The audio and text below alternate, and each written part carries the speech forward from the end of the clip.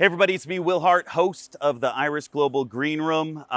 Most of you guys know me as podcast host, but today we are here in Tennessee at our Iris Global, our missions family gathering. We have 350, almost 400 missionaries and their kids came from around the world.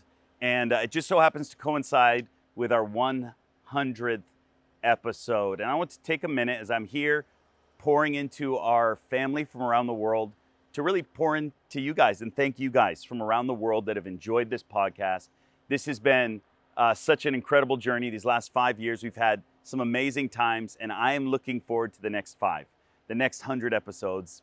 Heck, we might even have 200 by this time. My guys behind the camera don't like that, but we shall see. Listen, to Matt, who's off camera, and to James, who's behind camera, and to all of you guys, I want to say thank you. Thank you for taking time and running with us. And I can't wait to start this next season with all of you. But for now, we're doing this, and you have a compilation from the last 5 years. Enjoy it.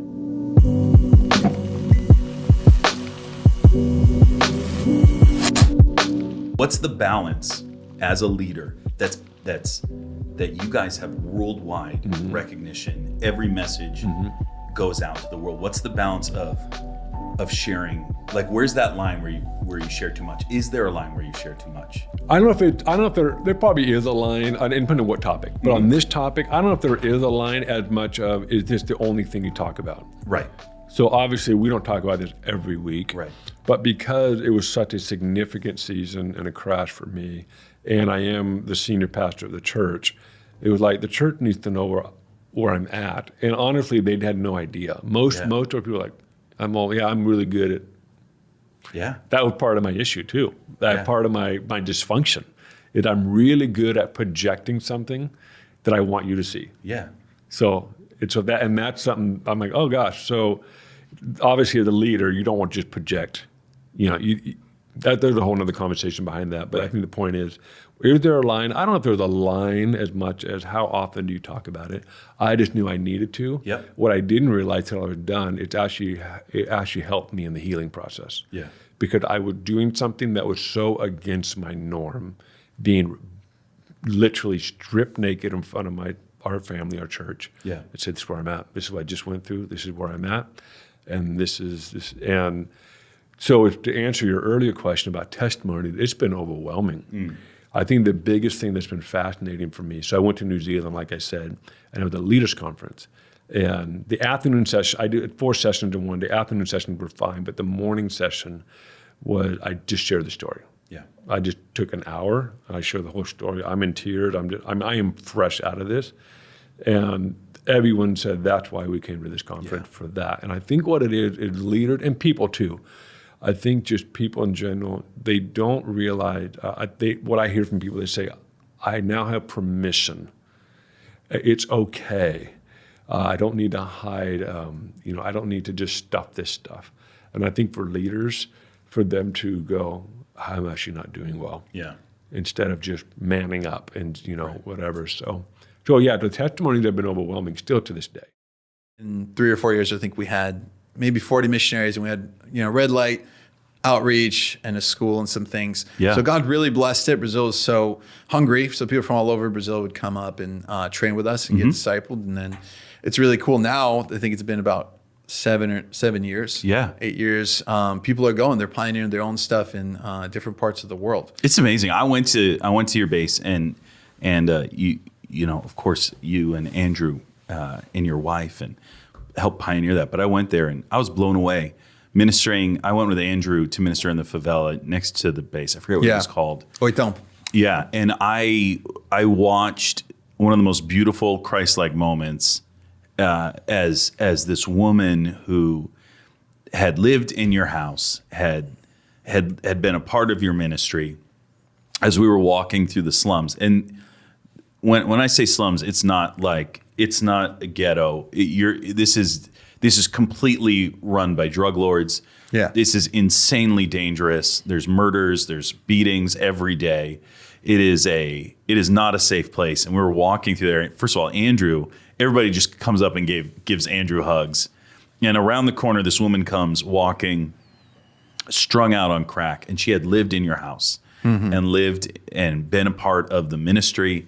And I watched Andrew just like wrap his arms around this woman who was met with this guilt, love, conviction, as she saw this man, that had poured into her life, and he saw her at her worst. And I watched the whole team just come around this woman with no condemnation, but just radical love, wrap their arms around her and pray for her. And I watched that. The crack just leave her body as they were praying for her. It was one of the most powerful things I've seen in a long time. Yeah. And I think it really speaks to what you guys were doing down there. You guys have a prayer house in the slum. So just this place where people can come and get prayer, but also you guys are praying for this city. I thought it was so beautiful. Just rounds the corner and there she was. And she got in the car with us and Andrew and some of the missionaries took care of her and got her some more help. But I was so blown away at the beauty of what you guys started. And how did you know that you were called to do that? Like, because I think a lot of people watching, they hear my testimony, they hear a story like this, they see Heidi, they hear all these stories, but what was the moment you're like, I'm called to missions, I'm going to go do this? And what were the steps that you took to get there? To missions. I mean, I don't know if people know, but I got baptized in the Holy Spirit with you and Bob. So Will, you were a teenager, right? And then you guys came to Holland, Michigan. And that's when I got baptized in the Holy Spirit. And so I think from that point on, because my reference was Captain Bob, who had said, well, maybe you're going to come you're about to be with Randy. And he said, well, maybe you're going to come be with me in Paraguay. So I thought, okay, I'll go to Paraguay.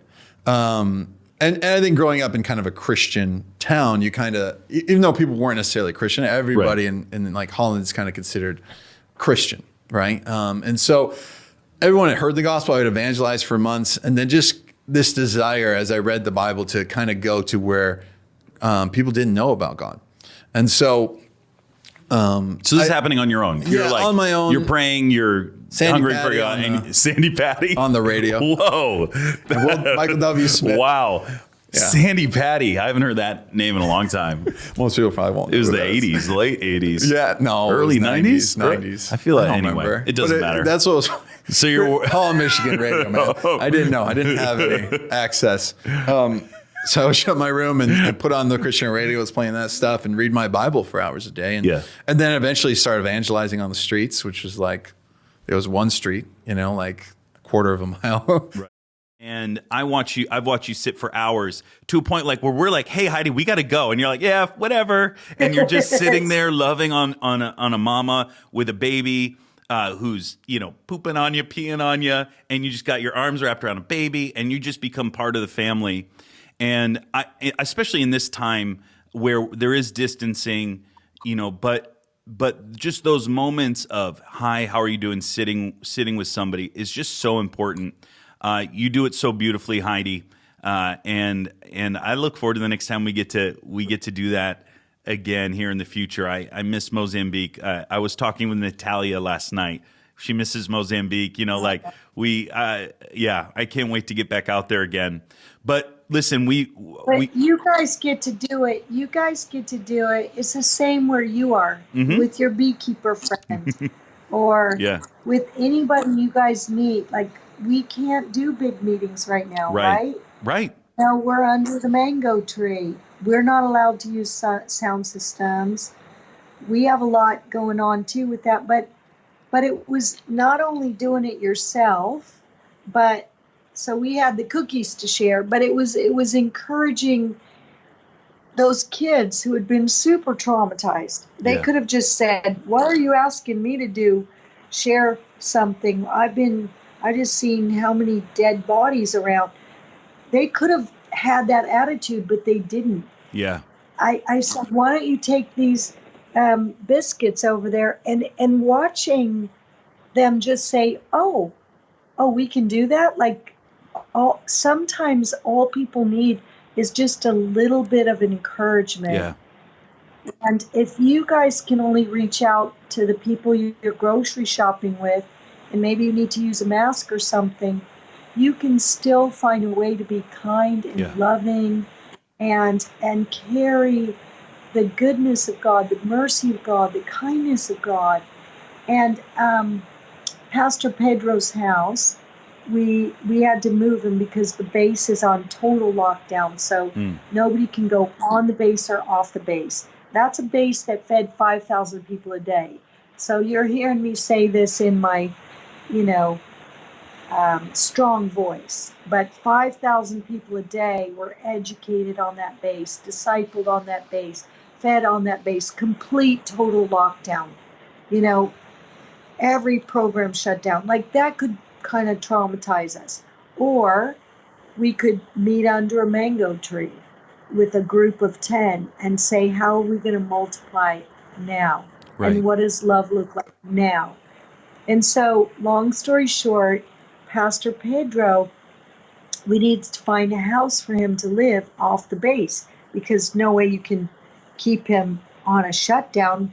He's like one of the spiritual leaders. He's got to go out there and love on people, and he's got to receive the displaced other pastors from areas that have been completely devastated. Yeah. So, like, this house was 2 houses, total shambles of a house, like falling down, no water, no electricity, not even a latrine. And we're like, ah, and you just want to scream. But instead, you think, okay, we're going to be able to reach all of these guys now that are working on this house. Yeah. We're going to be able to reach all of them for Jesus, love them. And the way that we do it is just being kind to them, making sure they have water, making sure they get greeted and compliment their work they're doing there. As we're trying to work very fast to try to fit these displaced families into some place to sleep. And I just watched their hearts turn. A girl comes into my office and she says, Tommy, can you come outside? My boyfriend's here. He's really having a hard time. So I said, okay. I walk outside. This kid is like drunk. I think he's kind of like coked out. He's a mess. He's a young kid, probably 17, 18 years old. He's just a mess. So we bring him into the office and we pray for him. We just begin to pray and pray and pray and just encourage this kid. And I remember the minute we started praying for him, you could feel like that sober kind of thing come over him. And all of a sudden he's in a better mind, So a fight breaks out in the show. I have to go into the show to stop that. Everyone else is still praying for this kid. So I go in there and then I come back. And what I heard was he got done with the prayer. He walks out. His girlfriend and all his friends are there. And they said, what did they say? And he said, I can't tell you what they said to me. All I know is they said they loved me and I believed them. Yeah. So 2 things. Miracles will not accomplish what love is designed to. Ever. Yeah. Like, if we're going to try to use power so we don't have to love, we're missing it.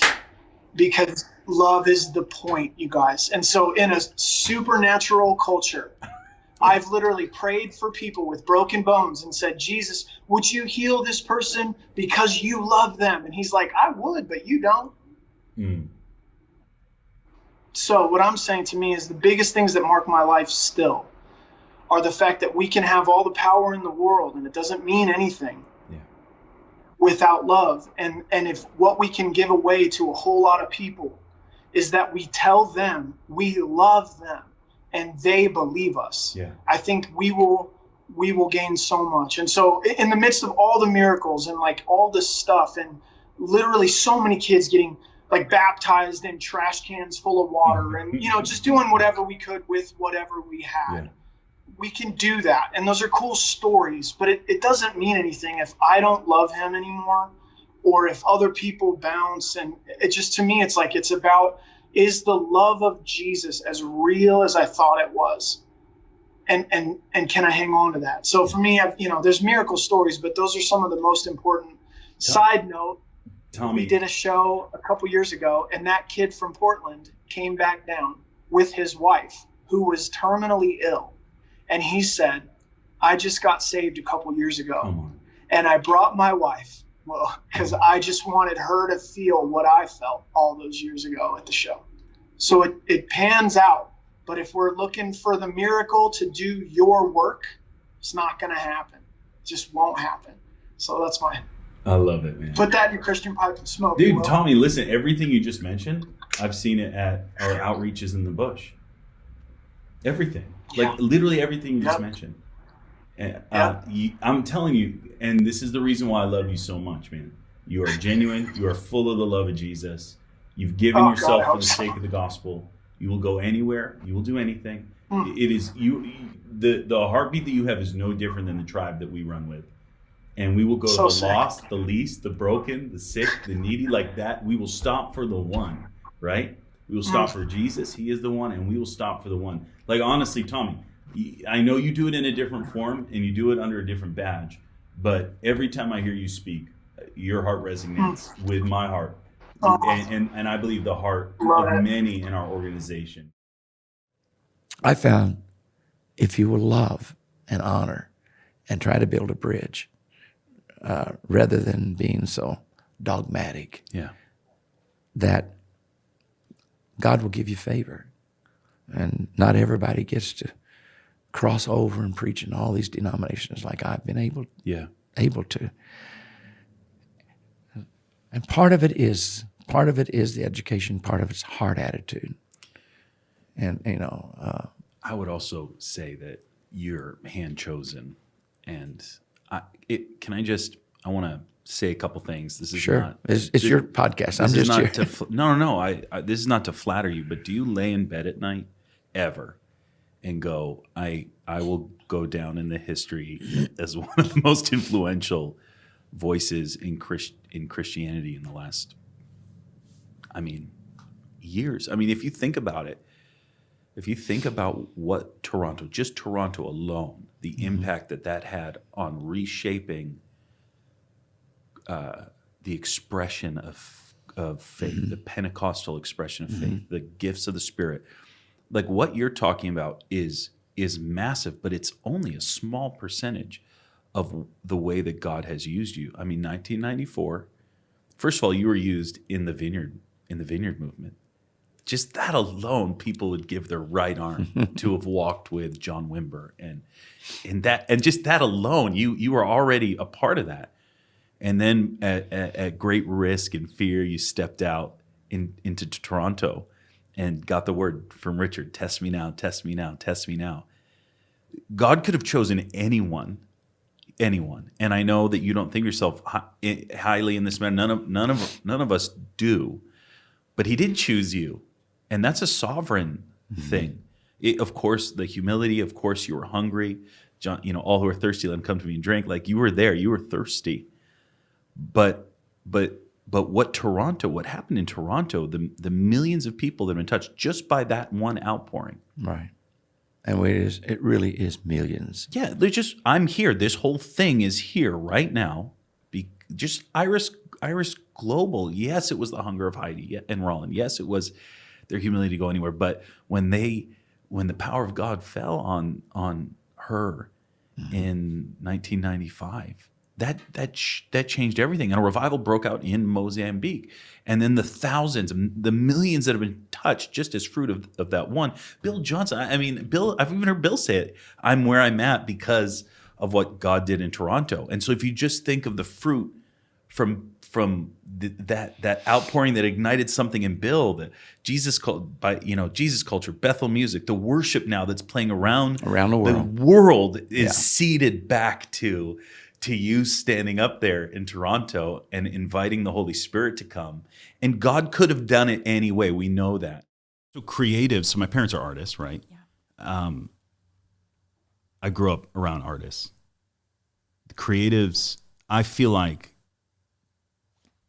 a lot of the creatives that I know have a hard time with accountability because it's like, this is my gift. It's true. And I think that there is something really beautiful about creative people going to the beat of their own drummer. Yeah. Right? Like that's part of what makes them great. But how do you disciple this up and coming generation, right? Yeah. That when you and I first started in ministry, we didn't have the Spotify, the YouTube. Right. It was there, but nobody was utilizing it. We didn't have the Instagram. Yeah. We had Facebook, maybe. Right. And MySpace. Yeah, MySpace, a little bit. We're not that far back, girl. No, I'm just but like, how do you disciple, or like, what are you telling this younger generation of worship leaders as they're raising up? Because we've seen some stuff even recently, and I try to stay out of the drama, but I do. You hear stuff. It's very real. And I also see people that are navigating it really, Really beautiful. really well. Yes. But it seems like they have to publicly be like, hey, I'm not about any of that, could care less. And it does seem to, this is just my opinion, it does seem to cost some of them some of the open doors. Absolutely, it does. So how do you navigate a younger generation that's like, I feel this calling of worship and I want to go to the nations? Yeah. Well, it's become very romantic. It's become super sexy, and the idea of leading that many people and being on a platform, and when really it's quite costly, the real thing. And I think that one of the things that I'm sitting one-on-one or in small groups with younger worshipers are going, like, if most people that I know have known, so many people that I've known through the years couldn't open a Bible and tell you where anything was, couldn't preach the gospel, couldn't, and that's a lot of musicians. It's a lot of artists. It's a lot of like, it's like they got up to do their part, and then we're just whatever, It's like in front of the singers, yes, but then we started really loving to be in front, and like don't realize that the backbone of all that, you can't minister as a priest. This isn't about the people in front of you. This is about ministering to the Lord, ministering to His presence. And so I think I'm trying to get them back to this, get them back to the gospel, and go, look, can we first be obsessed with the one we are singing to? This isn't actually about your songs going all over the world. The Lord will do whatever He wants with your songs. But if these 5 people are the only ones that hear them, but you've ministered, you've touched the Lord, you've touched His heart, you'll know. Because His presence will be resting on you and in you. Like the fruit will always speak of the root. And so like when we're sitting, down, I'm like, let's look at the fruit, because it doesn't lie. There's so much entitlement, there's so much arrogance. And I think that there's not been enough of the presence in those places to reveal what's really going on underneath. There's been a lot of people who are able to hide behind their gifting, but the character is garbage. Or there's a secret thing that they just won't touch. Right? But until the glory of the Lord comes, until His presence increases, that stuff's not revealed. But you turn up the heat, and it can't live there. And it starts coming up, and it's ugly, right? But I'm going, come to the table, be in community, be in this word. If you don't know this, we don't have any business talking about platforms. I don't want to hear about you're called to do this. I don't want to hear about, and that sounds harsh, because honestly, I don't think it sounds harsh at all. It's like, but we don't have any business talking about how you're going to go do this and this and this for God if you're not even telling me what you love about Him. If you can't even tell me like what this says and study it and get it right. Study to show yourself approved. That's not just for if you're a preacher. It should be every one of us. I love everything you're saying. I got a lot of questions. I got 4 or 5 is spinning around in my head. I think the first one is a lot of self-love is associated with like, new age, not new age, but this like self-centeredness that I see very pervasive that isn't always beneficial, right? I think there's a balance, right? With Christ is like, die to yourself, right? And we're called to lay our lives down. David had spears thrown at him in obedience to the Lord, right? When he's worshiping and Saul's throwing spears at him. Paul gets shipwrecked, gets jailed, right? None of this stuff equates to a lot of self-care, self-love that I think people would associate with taking care of yourself, like physically, mentally. So how do you differentiate the necessary self-care from people being selfish? Yeah. Now, I think, again... Or self-centered. Yeah. And I think no matter what, if you're dealing with a root issue, when selfish and is centered, often have an orphan heart and orphan tendency, and it's about me and the why. But I think, like, one example for me, I remember I had a lot of physical illnesses, and I was we were in Malaysia and Penang, and I ended up in a hospital again, and I was like, here's another infection, and here's another this and that, and I broke down. And I remember I walked out of there and I complained to God, God, I have sacrificed everything. 80 nowadays, I've been all over the world and I've said yes to what you said. And he says, you have not kept the Sabbath. And I said, that's law. And he said, no, that's love. That's loving God, loving yourself, and loving the people, friends and family around you. So I'm just saying that that's a violation of a kingdom principle. It's like a car. I just drive, and then it's empty for fuel. It is not selfish to take the time to fill up that tank or checking the oil or making sure that car is well. So to take a time, if we believe that there is more productivity to live from rest than towards rest. Yeah. That's a revelation. Then the way you operate is very, very differently. And it is a much more selfish things that you think it is all up to you. And you do not need to set aside time just to be able to love him with all your heart, but also love the people like you love yourself. So what does it look like when I then look in the mirror and see that I'm also valuable? And so when I'm realizing also in revival history, a lot of people, including the William Branhams, but you can go to so many different people that did not finish well. And some of the reason was this very thing of I'm not talking about selfish, but I'm talking about selfless or self-emptying love. And nobody did this better than Jesus. Right. So Jesus had this incredible, beautiful, I call it more rhythm than balance. We're trying to find a balance, but it is much more about a rhythm and learning to find a rhythm of grace. And so there is time I lean back. I'm a master at leaning forward. I know you are too. We're pressing in. We're going after it. The violent take it by force. And those scripture verses. And we are giant slayers. So we know how to be a lion, but we do not always know how to be a lamb. And at the moment we operate, and Jesus is both the Lamb of God and the Lion of the tribe of Judah. Yeah. But at the moment, as I'm saying, that when we are leaning forward more than what we're leaning back, we're out of rhythm. For the first couple of years, it was a whole bunch of...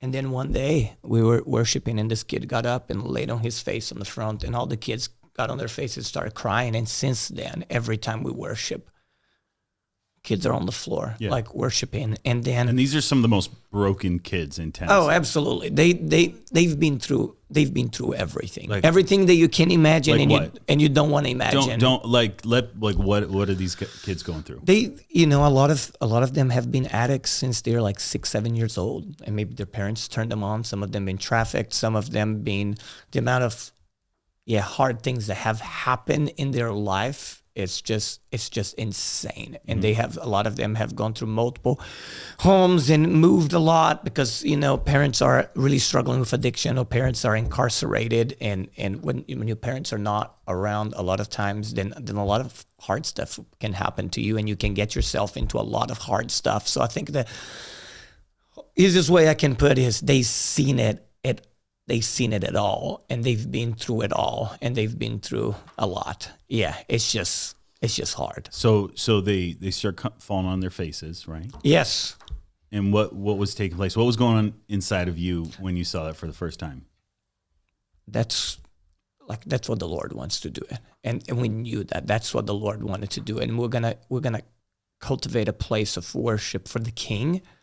And I love singing songs at worship about the goodness of God, because when I see those kids that literally have everything wrong happen in their life, right? They've lost their loved ones. They've seen incredible abuse. They've been through a lot. When they're singing about God being good and them trusting God, it's just, I feel like it's such a special worship of people that has gone through such a hardship, declaring still that God is good. So we knew that the Lord was gonna do something, right? Yeah. And none of us knew what that something was supposed to look like. And it was just special that the Lord was touching them, and we're just so grateful. We were just so grateful. So 6 years. Yeah, that was 6 years. And you're just plowing. People are all like, "You guys gonna burn out?" Or "Where is your community?" And I believe in community. I believe in the church, but I feel like people sometimes make that into an idol. It's like the only thing I can't live without is Jesus. You know, if the Lord asks you to go to the middle of Sudan and there's not like any Christians there, then what happens? You don't have a community. You lead somebody to the Lord, they become your community, and you go from there. Like the community was like those broken kids that were starting to see Jesus. And people go, oh, you plugged in. I was like, you know, we're walking in the light. We're pursuing Jesus. Since YouTube happened, all the excuses go out of the window. You can learn. What do you mean? You can just learn so much, right? You can just learn so much. I'm there in Greenville 6 years ago listening to you preach. You know what I mean? And crying and going, okay, Lord, I'm asking, and I'm there listening to Heidi preach, and I'm going, Lord, I know you've done this. Can you do it again? Like it was. We have an incredible community. We have probably the largest Irish community ever. So we love it. We're not against it. It's a beautiful thing. But I feel like sometimes when the Lord calls you to go and start something, it's so easy for people to go in, do it for a little while and go, it's hard. I miss, having all these people worshiping. Nowadays, every time, I play a chord in the guitar, I have incredible people. There are addicts that are being transformed, and the one that was a prostitute and the one that was a drug dealer, and they're all in their faces worshiping with me, and it's holy and it's heaven and it's beautiful. And I feel like a lot of times people quit before that, because it's uncomfortable, because it's hard, because they don't have other people kind of around them with the same DNA. It's like, you stay and you worship and you cry out to the Lord and you wait on the Lord, and then you see the Lord move, and then everything I think sometimes that you are wanting to have, then you see it, but it will be through people that you never thought that it would. So for those watching who have no idea who you are, which I think is just weird to say. I'm Will's whatever. neighbor. That's really we're really good friends. I'll tell you who I know you as. Your Auntie Joe. Yes. At least to my kids. Yes. And you travel the world. You itinerate. You preach. You teach. You edify. You clarify. You mystify. Gosh, I love that you got my resume. Yep.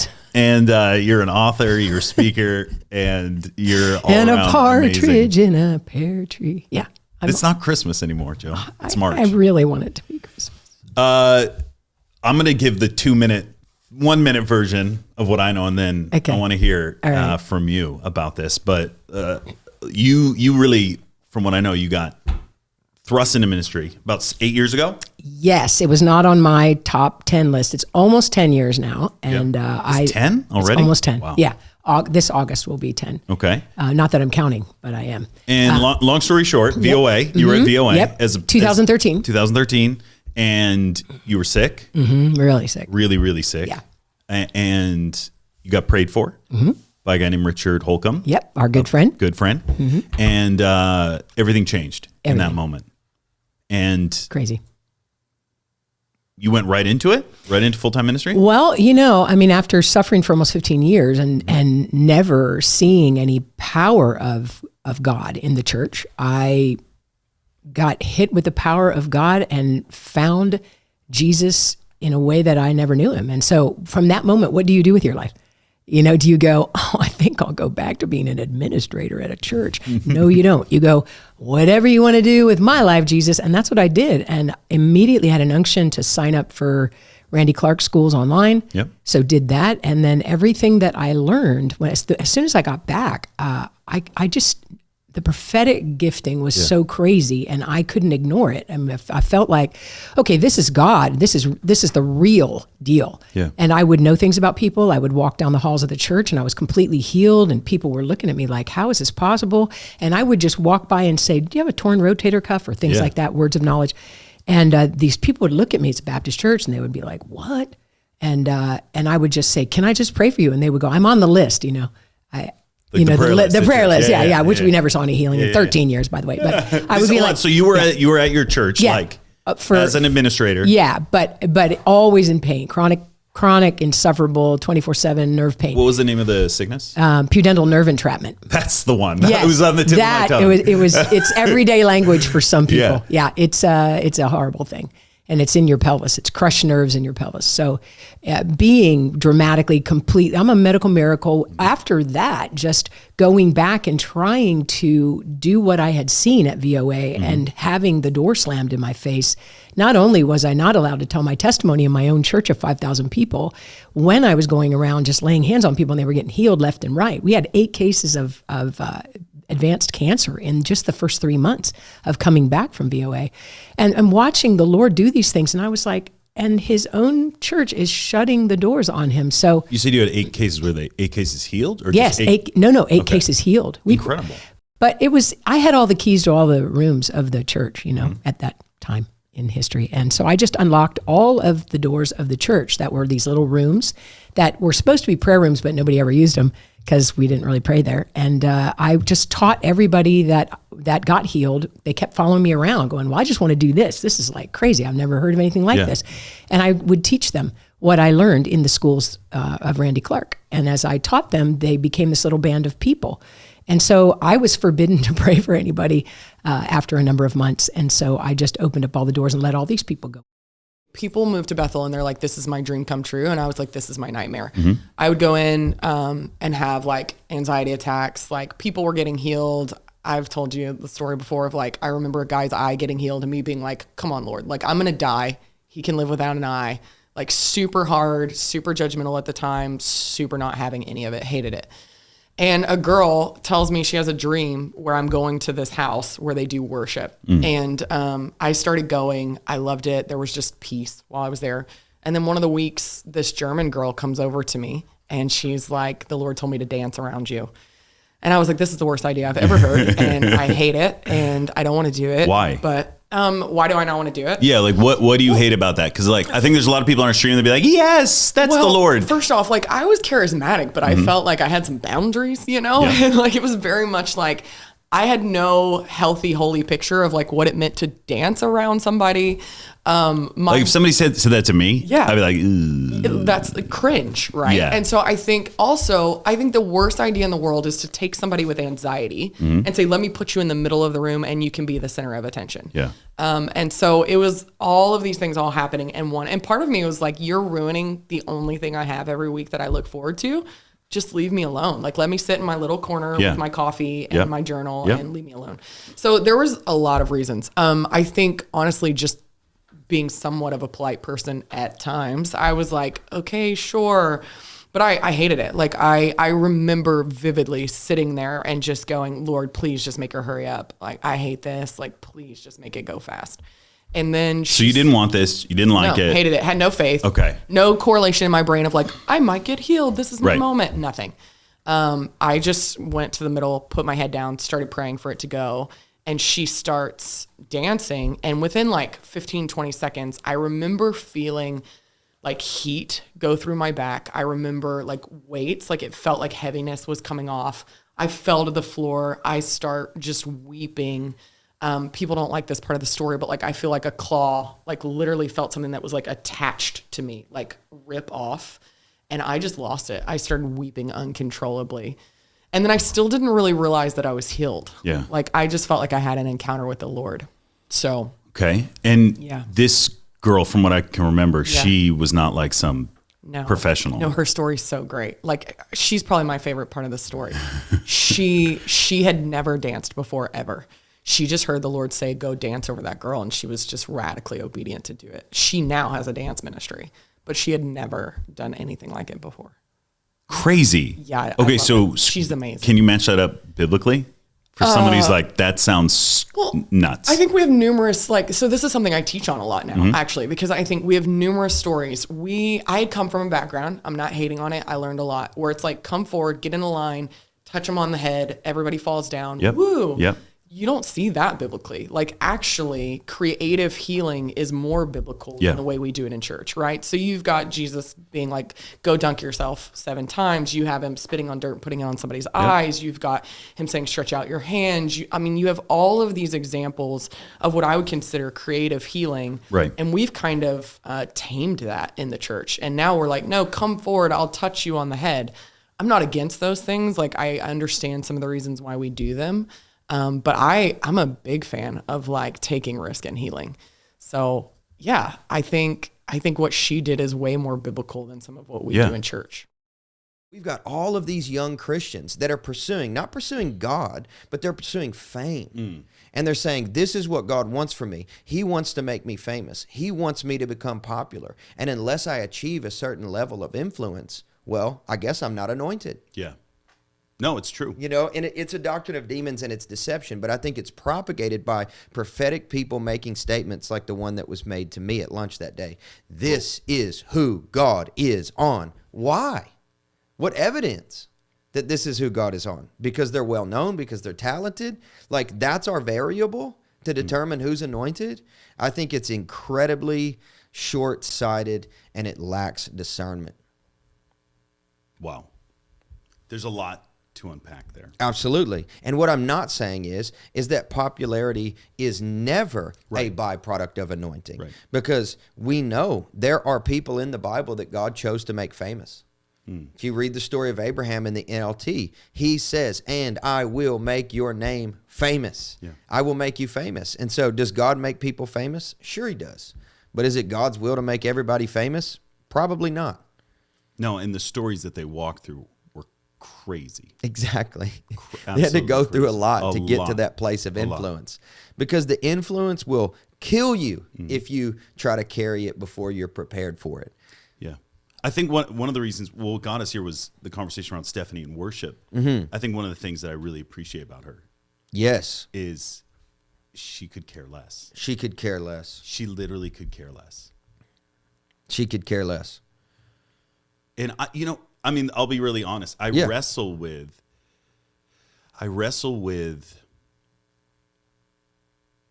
being known, right? Like, we all do. Because you feel like you have a message to carry, right? And you want to get it out there, but you don't want to self-promote. Of course.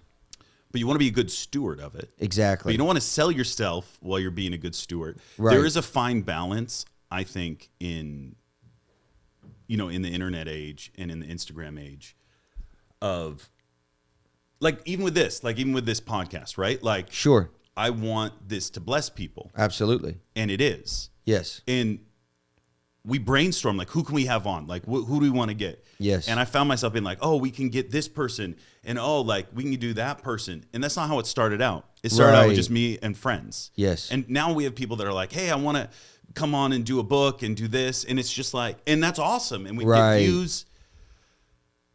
And I think that that's being a good steward, but I don't want to sell out either. And I don't know. It's like there's this balance in all of it. Pastor me. I've just been telling people this. We don't pursue fame. We steward influence. That's it. We don't pursue fame. We pursue Jesus. But any influence he provides us, we steward it. Yeah. But more than we want the favor of man, we want the favor of God. And sometimes the favor of God leads to a wilderness.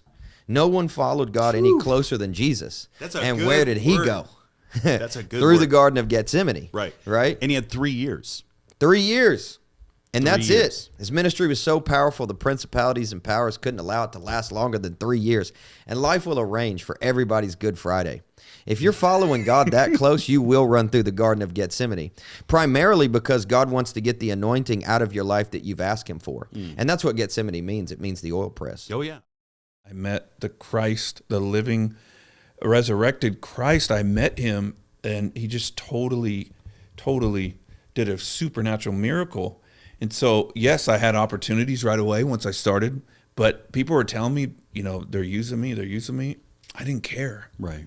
I was like, I want to go. Yeah. Because there's going to be people there, and I want to tell them what happened. And I want them to have this. Wow. So I did get used a little bit. And yes, I had some bad experiences, probably a handful. Yeah. But for the most part, I was like, Lord, shut the door. If you don't want me to do something, shut the door. I'm going to do everything. Yeah. I don't care. There's such a fruit fly in my wallet. Yeah, they're everywhere. I don't know why they're everywhere. It feels like they've multiplied since we started this. Right. I feel like because your story is one of, like, the church, I think, looks at as like, that is the darkest, right? Like, it's the darkest music, right? That genre, at least growing up in the church that I was around 24 or 5 years ago. Darkest music. Yeah, it was like, that's Satan's playlist. Right. And it's like bands like us and the porn industry. Yeah. Sorry, the worst of the worst. No, it was like, oh, we don't have problem. Or murderers. Like, we don't have a problem with somebody getting saved out of drugs, right?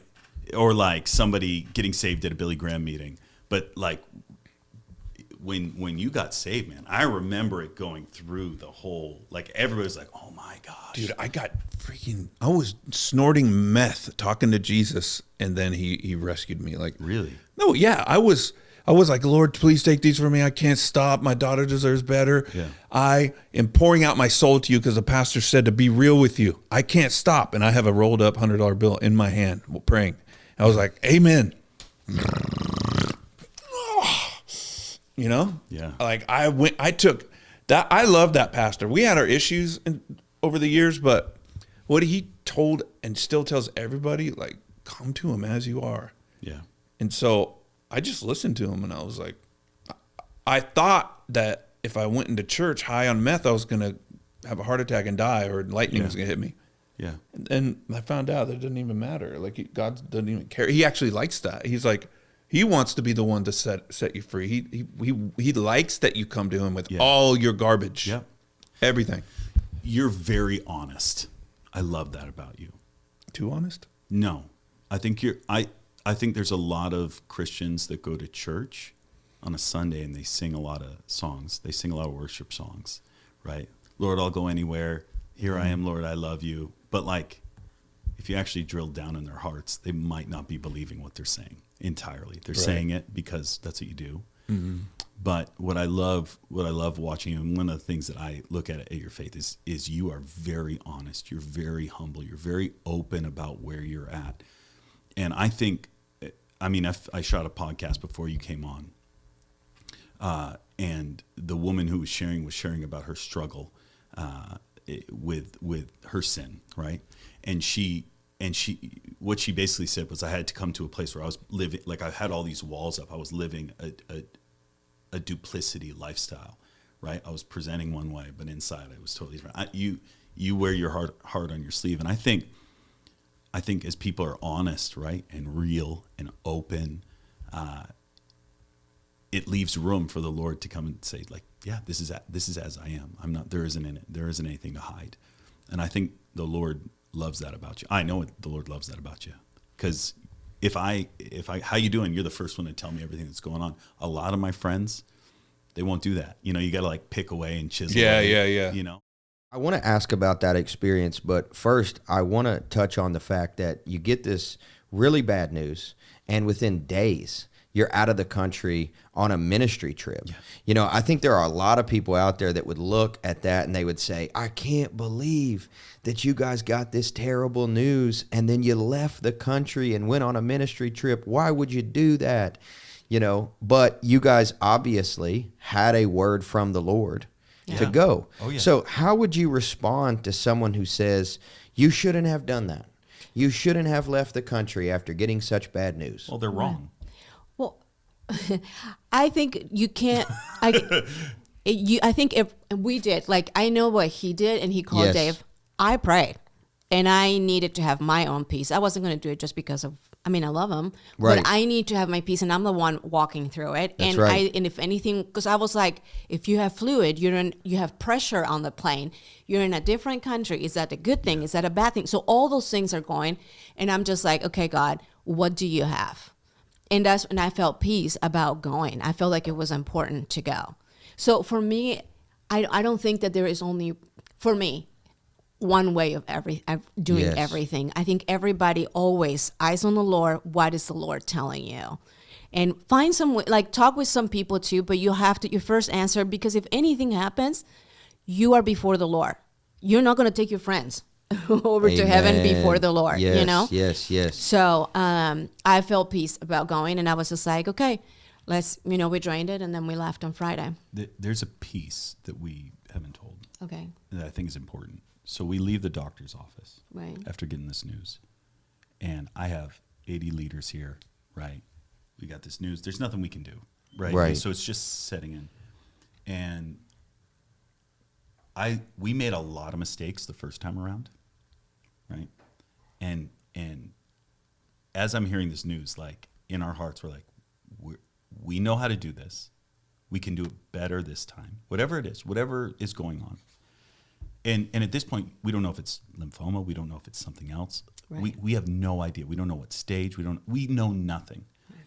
So as we drove 2 miles from here, I was driving back to the house to just tell the team, I'm done, like take over. And I wasn't going to tell them anything because they knew it was serious. They saw me leave, the leaders.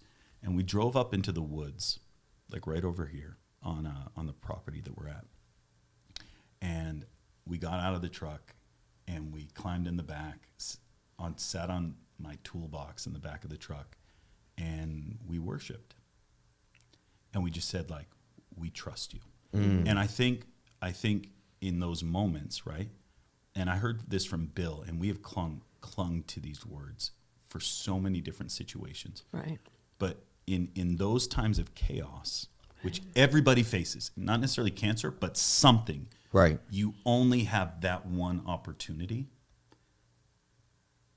to give him pure, unadulterated praise. You can't do that. You can't do that on Sunday at church. Right. You can't do that, a month later. Like, you Right. have this moment when your world is falling apart and you have no idea what's going on. She could be dead in a month. We just have no clue. So I just said, we both said this, but I was like, we're going to worship. And we just sat on my truck and we sang and we worshiped. And I don't sound good. She sounds much better. And we just worshiped for like a half hour. I don't remember how long it was. Maybe an hour. We prayed. And we just said, we're gonna crush this thing. Not saying we have no idea. We learned that we don't get to call the shots. Right. But we said, however we do this season, we're gonna do it better, and we are gonna do it in worship, and we're gonna be unified in this. And we worshiped. And as I wake up out of sleep, the Lord gives me the name of a woman and her 3 children, and that they would be on the back row. Now again, I don't have vision. See, everything about my prophetic is intuitive. I just, in other words, I know something I shouldn't have known a second before. All of a sudden, I know it. That's the way it works for me. Yep. Yep. And usually, if I see someone I love them, then it really works good. Then I know. But anyway, I don't know. I've never even been to the church, never been to the city, and so I saw this woman and her 3 children, and I knew their names, and I knew they would be on the right side on the back of the row.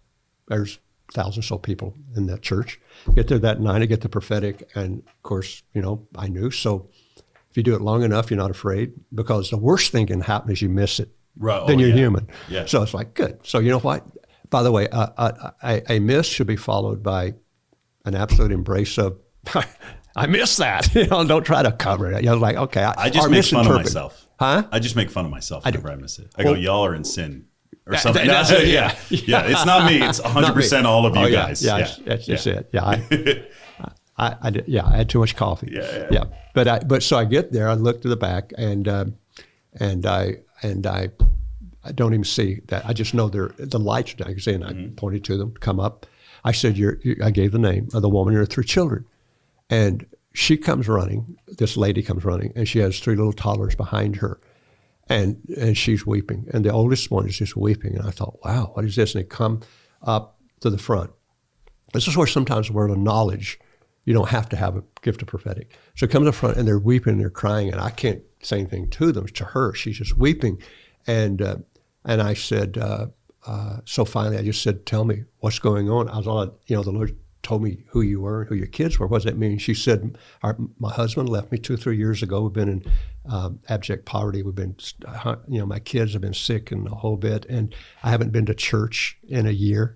And she said, I'm alone and lost this world. I've been sick. And, she went through this whole thing. And she said, today I heard about this conference, and I said to the Lord, I'm going to go. And if you know who I am and my kids are, would you let me know? If not, I'm not only going to never go to the church, I'm going to take my life. And she was weeping. And I'm like, that's like, oh my God, that was worth everything. Yeah. I mean, like that is one of those moments when you go, wow, where the word of knowledge doesn't have to be connected to, you giving them a prophetic word, just the fact, that act. So so I just want to say that to say there are times when just the standalone word of knowledge is fine if the other end is reciprocating like she was. And that word of knowledge, not that me, from God, that love for saved her life. Wow. She would have been dead, and her kids would have been fatherless. Yeah. And I've seen that happen a lot, and I like that. Can I tell a story? You tell whatever you want. Okay. This year, for the first time, we had one of our workers get bit by a black mamba. So we've killed black mambas before, but no one's, in 10 years, ever been bitten by one. And so they're a very deadly snake. And it's like 10 o'clock at night, and Mario calls me, and he's really panicked. Our guard has just been bitten by a black mamba out in Miezi, which is, like a 20-minute drive.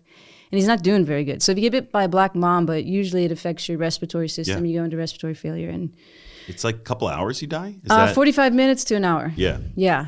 It's the most deadly snake, I believe, in Africa, if not Southern Africa. Like Yeah. I think it's like on the top list. Mm-hmm. Yep. Mm-hmm. Yeah, has some of the most potent venom. Yeah. And we've had neighbors, die from snake bites and things. So 10 o'clock, I jump in my truck, drive out there, and we get there, and he's laying on the concrete floor of the health clinic, which there's nobody there. But yeah, Right. obviously they took him there. And so we throw him in the back of the truck, and at this point, I'm trying to talk to him. He's responding, but I can tell he's kind of like coming in and out of being, super responsive. So we're driving into Pemba, and then I start hearing him going into respiratory failure, and he's doing the. How long had he been bit? I'm thinking we're right about an hour at this point. From the time he got bit to the time that Mario found him, got the phone call, called me, I drive out there. We're right around an hour. Okay. He starts going into respiratory failure, and so Mario and I are just praying, and so we just prayed all the way into Pemba. And we took him into the hospital, and the hospital in Pemba doesn't have any antivenom. So when we took him in, he's not breathing. I mean, they didn't even have oxygen to give him, So we put him on a bed, and I think, I was kind of watching the nurses, and they gave him like an antihistamine, like they. An antihistamine. An antihistamine. It's Like- what they had. I mean, okay. they wanted to treat him with something, right? Yeah. So I looked at the little glass bottle after the lady gave him the injection. It was antihistamine, and I thought, bless her heart, that's sweet. He needs a touch from the Lord, though, or he's going to be gone soon. And we just stayed in his room and just kept praying over him, and he's just, And after about half an hour, he starts to kind of slow down. His breathing kind of regulates a little bit. And when he had gotten bit, the snake had left its fangs in his foot. So Like they ripped out of its mouth? yeah, and I guess if a snake or a mamba particularly deposits all the venom it has, especially if it's a young snake, it can't really regulate its venom. It will drop all of its venom in and leave its teeth in there. Really? And so he had the teeth in there, the fangs. Yeah. So we knew he got a good dose. This wasn't like a little wound. Right. Yeah, so we knew he had a full dose. And his leg just seized up. I mean, hard as a rock. And so the doctor was like, well, his breathing's coming back. So he's, but then it was like, is he going to lose his leg, And he stayed in the hospital, I think 5 or 6 days. First day, couldn't move. Second day, he kind of started to move his leg around. Then he started to bend at the knee. And fourth day, it was just the foot that was really hard and in a lot of pain. And then by the fifth day, he just got up to go to the bathroom. And we were like, you can walk on that? And so How common is this for someone to make it through a mamba bite with that much venom? I don't think it's very common. I've never heard of anybody surviving it without antivenom. No. Well, we prayed. Come on. I remember there would be these moments where I'd be angry, and I would direct my anger at leadership or my friends, because I was like, you're not telling me what the measure of success is. Like, what's our measure? How do I know I'm being a good worship leader? It seems like good worship gets the YouTube moment. And I realized the Lord was like, you're mad at them, but me and you need to be having a conversation, because I didn't put you up here to even think about measuring success. I put you up here. One, that proverb that says the praise of people is like refiner's fire. It's like that was what was happening to us. God, it's not that God was like, what you're doing is wrong. He was like, I got to get the dross out. And the only way to truly get the dross out was to expose, because exposure exposes. What Michael Miller always said to us in that season. He would just look at us with our little whiny selves and be like, exposure exposes. Just that it's not the camera. God's bringing it out. Like, it's coming out because you're in the light. And so for me, like, performance looked like, what song am I gonna pick today? And gotta make sure that it hits every time, and I gotta make sure that I sing as much spontaneous as possible, because I know that I'm anointed to do that. And And I remember Do you just start like, jockeying like when yeah. you're singing with other people? Like what? Oh Like my I God, don't know this yes. world. Like I've seen it. 100%. What does that look like with your friends? The Oh my conversations off gosh, stage. Do you like- have those conversations? Are you guys fighting about not fighting? You know, disagreeing. No, yes, like because it was friendship. Like we would look Right. at each other and like someone does some. Before that, we had a prayer set that was a 10 to 12 p.m. Friday night prayer set that nobody came to. Like before cameras, no one came to our prayer set. Then all of a sudden people started coming, and it was not us, it was the Lord that was bringing people. But I know I started to feel the pressure of the song that I led, and how long, you know, in our spontaneous moments in a prayer set that my friends were singing than me. And I would pay attention to that, and it would shut me down. And so then I'd be like, I'm not wanted here. I'm da da da da, because I dealt with so much rejection in general. And so it would eat my lunch on those stages. And we would have conversations, and someone's moment would go viral, and all of us, it did form us. Like we became someone on the other side of that. Some of us on the other side of that became like people like, I don't care. I could care less about it. Some of us on the other side became people who said we don't care, but cared a lot, and put at myself. And then some of us became, you know, people who were like, I'm out. Like, I don't want to be a part of this because it's too much. But in our conversations, I remember there were so many seasons where we would sit across from each other at coffee and be like, I'm really upset with you. Yeah. And they'd be like, and it's the awkward, like, you know, like it's so awkward. Here's the thing that I love, because it's no different in any ministry. 100%. Right? Yeah. Whenever God's on something, missions field. Yeah. Same thing, Yeah. Right. Traveling with Randy. Yeah. With the group of interns. Right. They're all being raised up. It's the same thing. Yeah. It's the same thing. Because you do have to fight through this stuff. The Mhm. flesh has to die. What can you just talk about your relationship with Jesus for a minute, and how you hear him in the middle of the chaos? And then very soon, I want to share the story about how you guys have exited Haiti. Yeah. Because I think a lot of what we're talking about is, what do you do in the midst of the tension, right? Not knowing what's next and being obedient to his voice. Yeah. Like, so can you just talk about your relationship with the Lord really quick? So for this specific situation, I had a confirmation from the Lord. I was really praying, and then God really, I felt in my heart, is like, you need to go down. And what does that sound like? What does that look like? Help.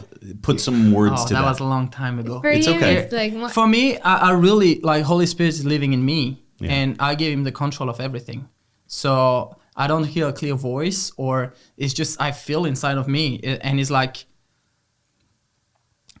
when you put death and life in front of you, it's so real. It's not like, oh, do I need to go there in holiday or there? And you're like, I don't really know. And you hear or feel a little bit. Right. And it's this strong, like, conviction to cry and like, God, if it's the time I need to go, I'm ready to go. Yeah. And then a peace coming up. And I think that's the reason we are family. I always have confirmation from Flora, and she need to go and pray. And I came to her and I was like, hey, I need to go. And I need to feed the people and preach the gospel. And then she go and pray. Yeah, I think it's about listening to God, but community is really important too. And I think, like, sometimes we dream a lot. We like to dream, and so, like, we had prophetic word, like, just confirming what we were dreaming about, and that helped us a lot those last 2 years to know where we're going. Yeah. Because it was just like big dreams in the midst of a lot of chaos, but also like having people giving up. Sometimes we need to make choice that people will disagree with. And so, for example, during COVID, we choose to stay. The airport was being closed, and we didn't know what was going to happen. And we chose to stay. And a lot of people were like, you need to leave. We want you out. Everyone was afraid for us. And at that time, we felt God was asking us to stay. Yeah. How do you navigate the stress, the pressure of the industry? Yeah. And should it be an industry? Like, do you ever, like, just to personalize it, like, I feel this in ministry, right? Like, I get paid to come in Yeah. Right. At times I felt like I'm coming in, do the thing, do your sticks, take your offering and go. Like, there's been times when I've really wrestled through that. Have you ever had those seasons, and how do you navigate that as this guy that came from like middle of nowhere, North Carolina, right. God's obviously opened up all these doors for you. Yeah. How have you navigated the fame, the notoriety, all that? Yeah. Just talk. I just want to hear your heart on this. Yeah. Cause I think, not so good because not so good. No, it is your question's good. I think about it, but not like a ton. I don't think I've always wrestled with it. Not that I'm like okay with everything. I think what you even said though is just a minute ago when you were like, Lord's opening up doors. I think about that a lot. And like, I wouldn't even be doing this or be able to do this as a job, as a living, and or people even know anything without all these little doors that the Lord has opened up. Yeah. And I think sometimes when I do get in a place of maybe being cynical or this, do you get there? Yeah, definitely. Like, tell me, what is like that entitled kind of thing? What do you get sometimes. cynical about? Gosh, I think lately, I think probably it's been like church stuff, just like, the normal, the big church stuff, mega church stuff. I don't know.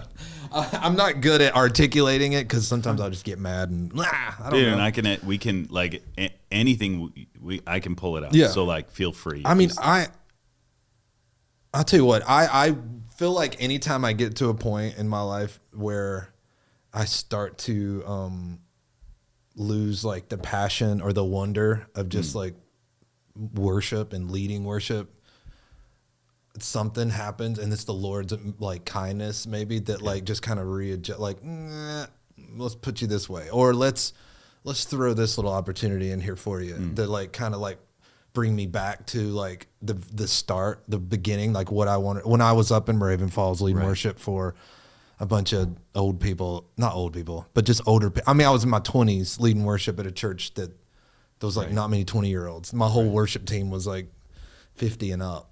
And amazing, and like what a time that was. Like, yeah, and I just that's all I wanted to do with my life was just worship and lead worship at a church. My goal was to like be a worship pastor at a church full time, and that just be what I'm called, like what I'm doing. And it was a long time. It was my 30s before that even happened. Like full time. I remember being 32. I was married, kid on the way when I was like, okay, I'm on salary as a worship pastor for the first time. And I was like, I made it. Like, thank you, Lord. This is all like I want. I just wanted to do this with my life. I wanted to be able to like say that, yeah, I'm a worship leader. I'm a worship pastor.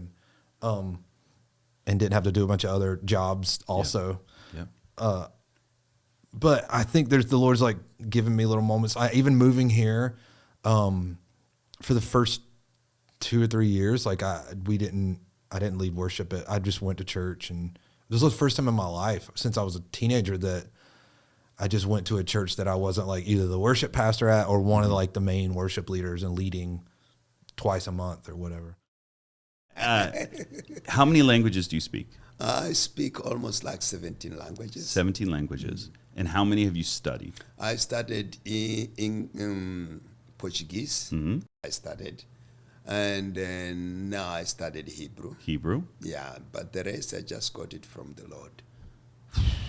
Yeah. You got to explain this.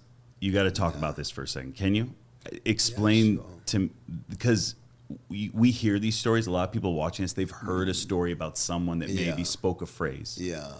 How is this happening? This isn't something you get up in a conference and just do. No, this is like, usually I see you do it as you're out evangelizing. And I witnessed it in India firsthand. A woman came up and started speaking to you in Telugu. And I sat there and watched you go back and forth for like 5 minutes. Yeah. It blew my mind. It blew my mind. Can you talk about this? Because most people have no understanding. Well, in some first time that when I got the first language is called Chichewa. It's the language of Malawi. And from our place to Malawi is quite a very distance. And in between, from our place to Malawi, there is a lot of languages also. Yeah.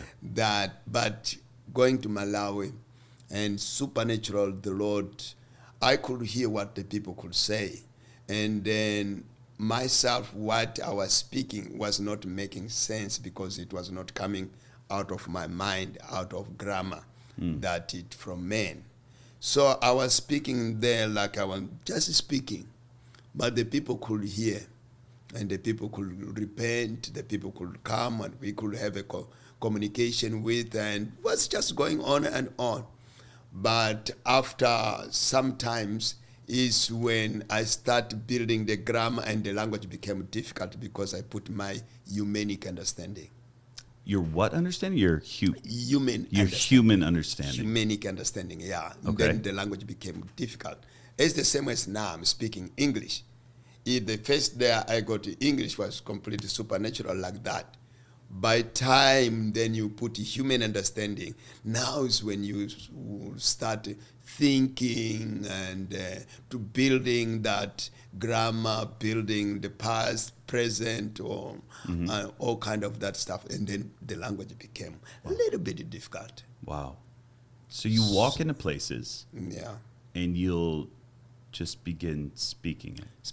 Begin speaking. Like, for instance, when it was me, Mark DePons, and Roland Baker. We've had Mark on here. Oh, he was really? on here like 6 months ago. Oh, really? Yeah.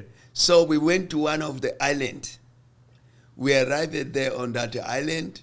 I just started speaking on that island.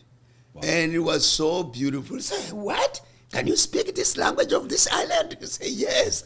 The island of these Eastern Islands. Wow. We had a good time.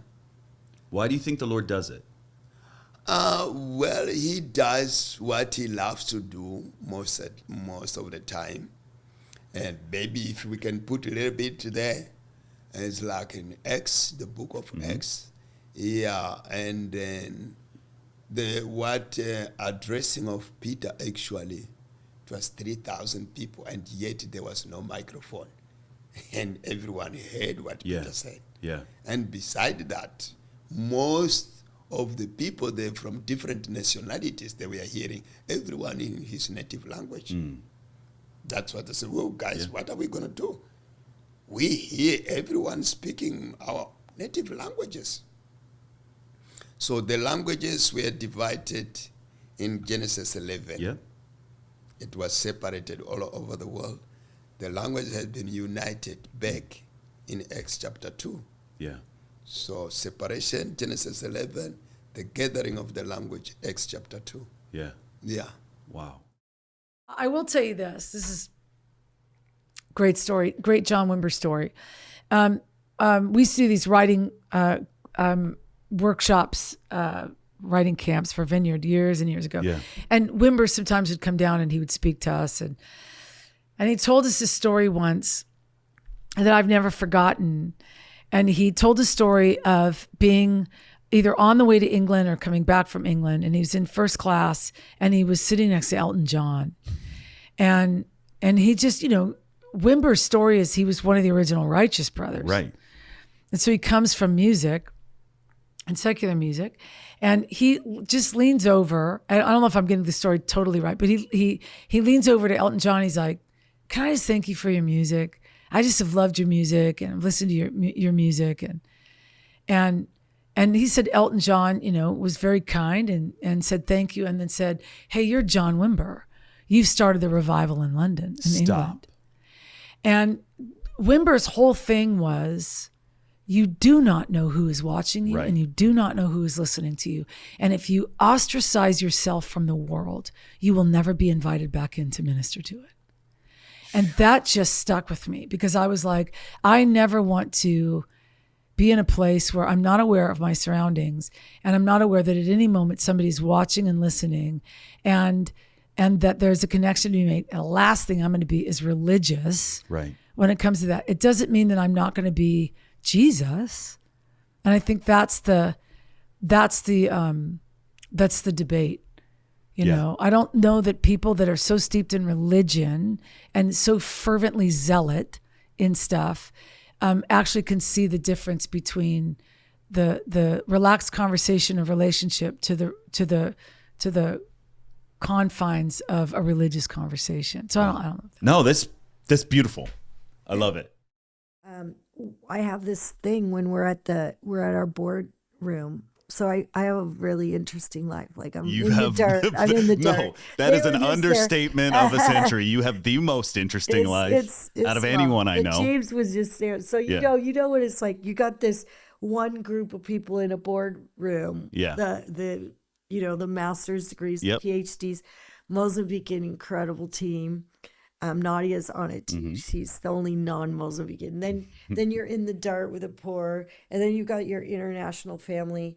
And so what I do during these times where I'm present with people, doing this, or at a meeting, or at a boardroom thing, or in the dirt with the poor, by the way, same rule there. Yes. Is I turn off all my alerts, my buzzes, my beeps, my everything. I have a bypass for a few family members, but I turn it all off and I say, I'm going to be present with the Lord and I'm going to be present with you, because if I'm going to be here, then I feel like that time needs to be fully present. Right. So nobody at that meeting table, they can't have their phones up or beeping or buzzing during that time. Yeah. And it's very challenging. It is. For this generation and the ones after your generation. I mean, we just had a conversation about it before we started. And, I did. And I was like, yes, man, I'll turn it off, Heidi. Because we were in prayer in a deep, holy place. And I heard that thing buzzing and buzzing and buzzing. And I'm thinking, okay, I'm either going to pull myself out of this really holy place and say, well, just answer all the buzzes, or press in past it. And I watched you press in past it and say, hey, they can wait. My wife's here anyway, so she can walk right down here and talk to me.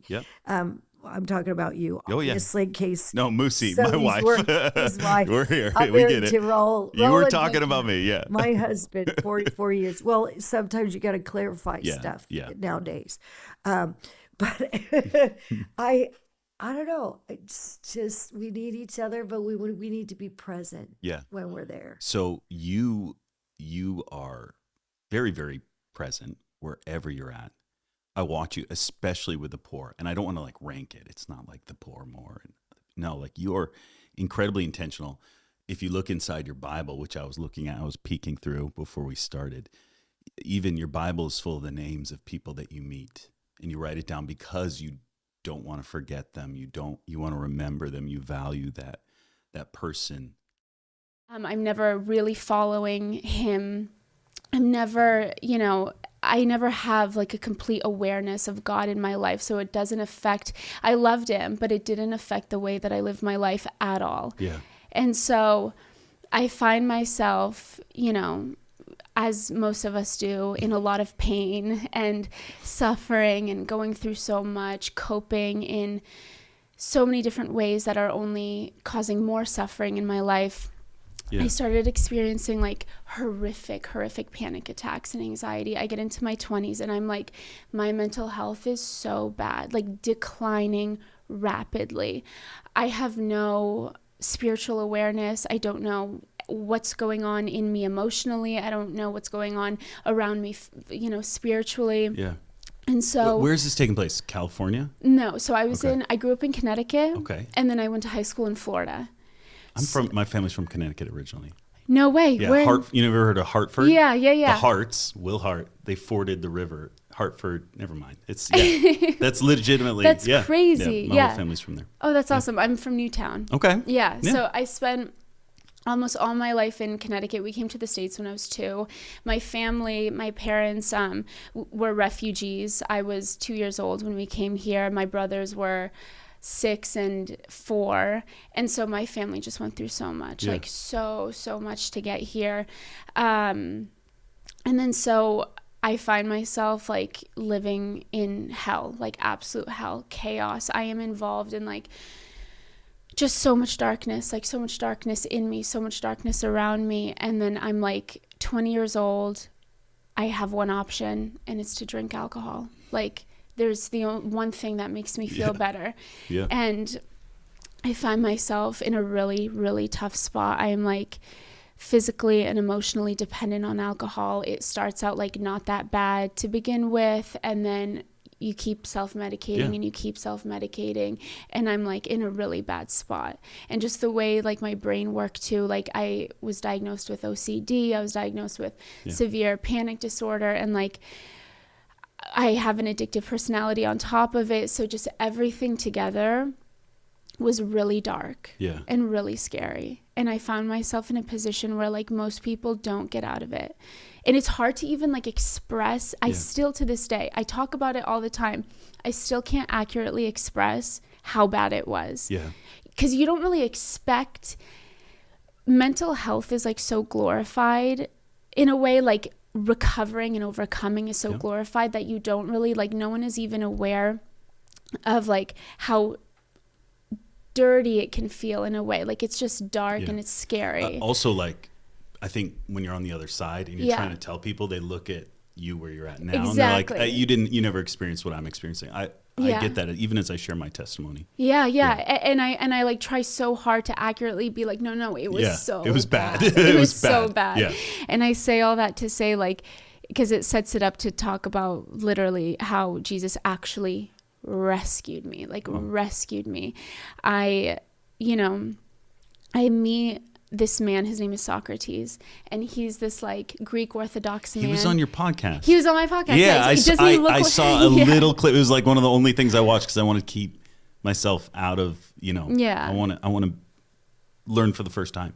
But that's the guy. Yeah. Okay. Yeah, that's him. Socrates, he's this Greek Orthodox man. And it's so funny because people always ask me, they're like, if you grew up Catholic, like, why are you so weird spiritually? Like, why are you, I'm just so comfortable in like the charismatic world. And when I like really got saved and started following Jesus, like my mom and I would be in Florida and randomly end up at these like African prophet meetings with like African prophets, Indian prophets. Like we didn't know what was going on, where people were getting healed, and we're just like so here for it.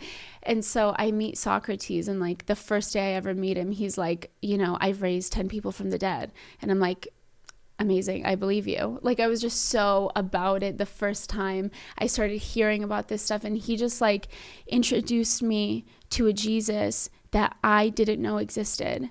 Like I did not know that Jesus, one of his main goals is to actually save you, heal you, help you, and free you.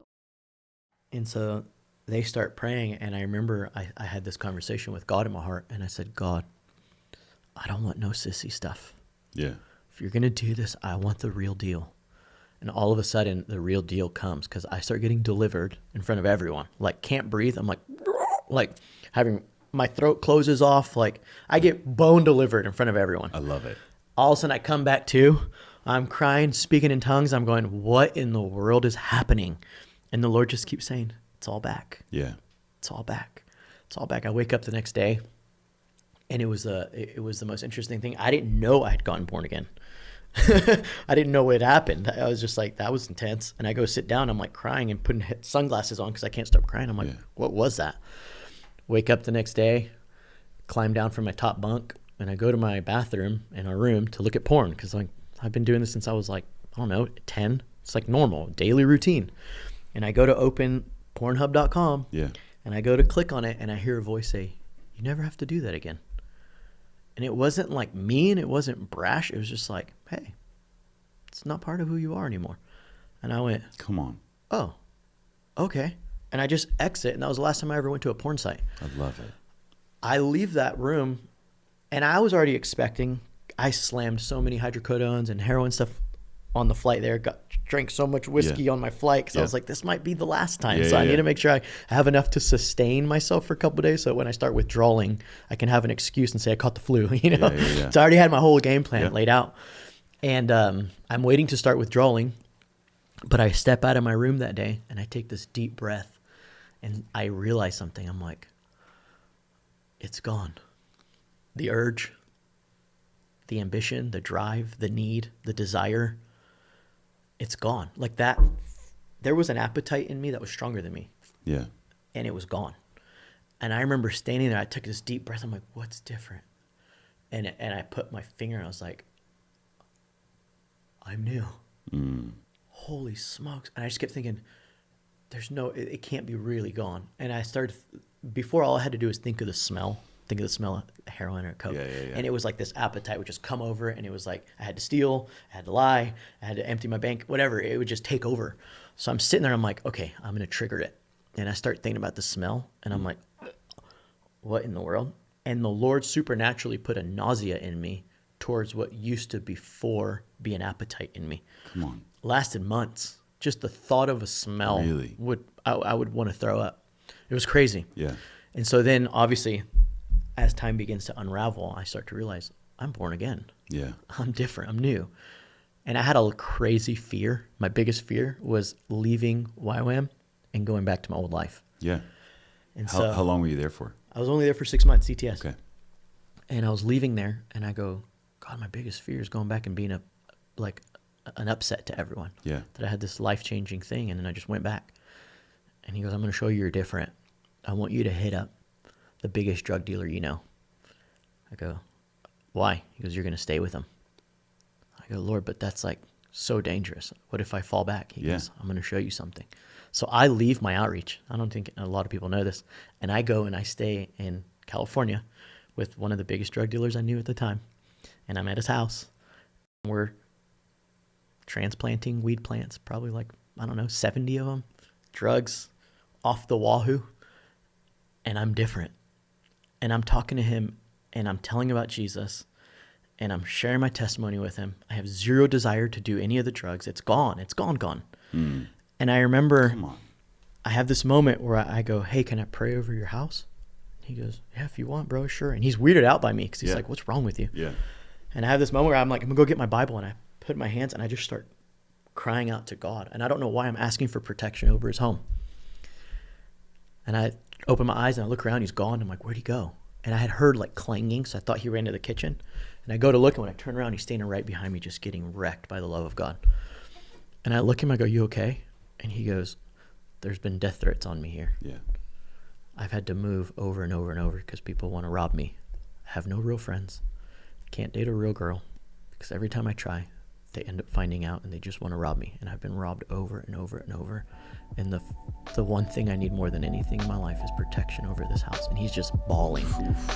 I give him a hug and I'm like, he loves you. And he's like, I know, I can tell. And he's just melted. That was the moment where it became real.